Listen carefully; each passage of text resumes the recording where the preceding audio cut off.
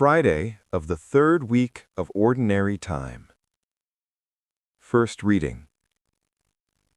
At the turn of the year, when kings go out on campaign, David sent out Joab along with his officers and the army of Israel, and they ravaged the Ammonites and besieged Rabbah. David, however, remained in Jerusalem. One evening David rose from his siesta and strolled about on the roof of the palace. From the roof he saw a woman bathing, who was very beautiful.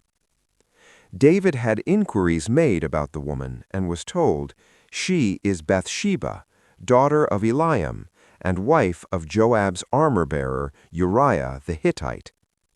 Then David sent messengers and took her. When she came to him, he had relations with her. She then returned to her house. But the woman had conceived and sent the information to David, "I am with child." David therefore sent a message to Joab, "Send me Uriah the Hittite." So Joab sent Uriah to David. When he came, David questioned him about Joab, the soldiers, and how the war was going, and Uriah answered that all was well. David then said to Uriah, "Go down to your house and bathe your feet." Uriah left the palace, and a portion was sent out after him from the king's table. But Uriah slept at the entrance of the royal palace with the other officers of his lord, and did not go down to his own house. David was told that Uriah had not gone home. On the day following, David summoned him, and he ate and drank with David, who made him drunk.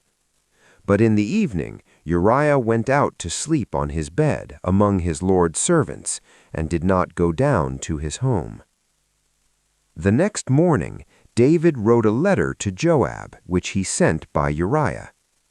In it he directed, "Place Uriah up front, where the fighting is fierce, then pull back and leave him to be struck down dead." So while Joab was besieging the city, he assigned Uriah to a place where he knew the defenders were strong. When the men of the city made a sortie against Joab, some officers of David's army fell, and among them Uriah the Hittite died. 2 Samuel chapter 11, verses 1 through 4a, 5 through 10a, and 13 through 17. Responsorial Psalm. Be merciful, O Lord, for we have sinned. Have mercy on me, O God, in your goodness. In the greatness of your compassion wipe out my offense. Thoroughly wash me from my guilt, and of my sin cleanse me. Be merciful, O Lord, for we have sinned. For I acknowledge my offense, and my sin is before me always.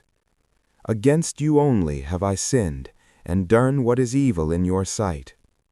Be merciful, O Lord, for we have sinned. I have done such evil in your sight, that you are just in your sentence, blameless when you condemn. True, I was born guilty, a sinner, even as my mother conceived me. Be merciful, O Lord, for we have sinned. Let me hear the sounds of joy and gladness. The bones you have crushed shall rejoice. Turn away your face from my sins, and blot out all my guilt. Be merciful, O Lord, for we have sinned. Psalm 51. Gospel. Jesus said to the crowds, "This is how it is with the kingdom of God.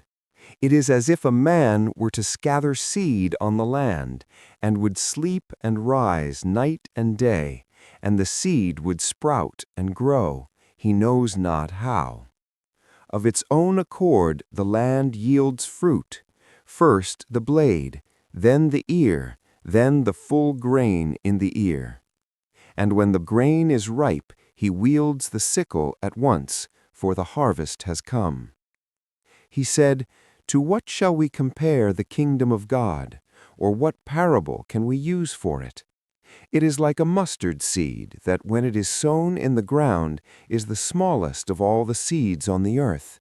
But once it is sown, it springs up and becomes the largest of plants and puts forth large branches, so that the birds of the sky can dwell in its shade.